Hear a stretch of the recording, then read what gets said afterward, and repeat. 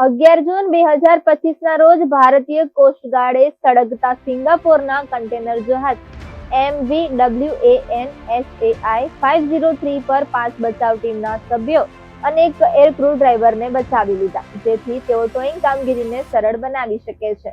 9 જૂન 2025ના રોજ કેરળના દરિયાકાંઠે આ જહાજમાં આગ લાગી હતી. કેરળના બોપરથી આશરે 42 નોટિકલ માઇલ દૂર ભારતના એક્સક્લુઝિવ ઇકોનોમિક ઝોનમાં દક્ષિણ પૂર્વ તરફ જહાજ આગળ વધી રહ્યું હતું.